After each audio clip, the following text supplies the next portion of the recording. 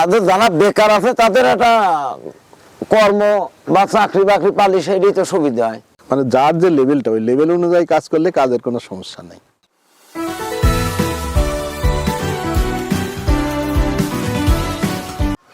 বেকারত্ব সমাধান যেভাবে দিন দিন লোকজন বাড়িয়ে চলেছে, লেখাপড়া সেও চাকরি বাকরি পাচ্ছে না, কৃষি মানে উন্নয়নে নেই, সার পানির দাম তাদের খুবই সমস্যার ভিতরে। লেখাপড়া শিখে চাল বাল এদিক ওদিকে চারিবার কাজ কর্ম না পাইয়া এদিক ওদিক ঘোরাফিরে এই নেশায় দলিত হয়ে যাচ্ছে। এইরকম দিন চললে আর এভাবে দিন কেমনি খারাপ হবে। বেকারত্ব সমাধান দেখে কর্মসংস্থান সরকারের বাড়াতে হবে, তাহলে তো বেকারের যে অবস্থান তাতে অবস্থা ঝুঁকিপূর্ণ, মানুষের জীবন নিয়ে সমস্যা হয়ে যাচ্ছে এই বেকারের সমস্যার জন্য। ছেলে পেলে মোবাইল নেওয়ার জন্য জেদ করে, যেমন এগুলো এদের মানে কাম কাজ করে নিজের টাকা দিয়ে ফোন কিনে নেওয়া উচিত।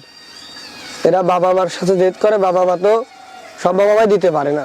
এখন বেকার বলতে কেউই কালে তার দেয় না, পাত্তা দেয় না। বেকারত্ব থাকলে তার কোনো মূল্য নাই, বেকারত্ব থাকা মানে অমূল্যহীন। তাদের যারা বেকার আছে তাদের একটা কর্ম বা চাকরি বাকরি পালি সেটাই তো সুবিধা হয়। যেহেতু চাকরি বিনিয়ে চাল ফাল করতেছে, আমার নিজের ছেলেই করতেছে, হয়তো কারোর আন্ডারে চাকরি করলে পরে সে যদ্দূর পারতেছে সে ভালো মন্দ দুইটা মিলিয়েই থাকে। অনেক সময় গালাগালি পারতেছে, যেমন হয়তো চাকরি ছাড় দিয়ে বাড়ি চলে আসে, এরকম বহুত ফ্যামিলির ভিতরে আছে। মানুষ যদি বেকার না থাকতে চায় এটাই তার জন্য যথেষ্ট, কিন্তু ওই ইচ্ছা করি অলসটা সবসময় বেকার থাকবে। আর যারা কাজ করে খাবে, বিভিন্ন কাজের অভাব নেই, দেশে কাজের অভাব নেই, কিন্তু যারা অজুহাত দিয়ে মানে বসে খাওয়ার কিছু লোক আছে তাদের কথা আলাদা।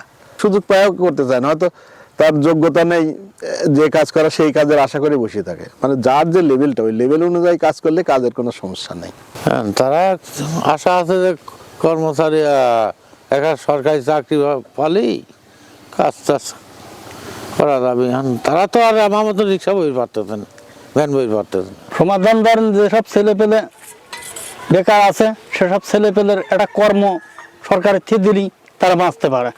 এই তো কাজ কর্ম, তাতে লেখাপড়ার তাতে জাতি পারে দামি, সেভাবে কর্ম দরকার। ধরেন আমাদের দেশে যে সব বেকার, সে যোগ্যের ধরেন কাজ কাম নাই, তাতে ধরেন তারা ঘরে বসে গেছে, কাজ কাম নাই, কর্ম নাই, তারা কোথায় যাবে এখন? তারা ধরেন বেশি দামে বিদ্যার যাওয়ার, কেউ পুস্তক নেছে, কেউ ধরেন অন্যদিকে পুস্তক নেছে। দেশে আমাদের যে দেশে ফসল ফলতেছে তাতে আমাদের হচ্ছে না আর কি।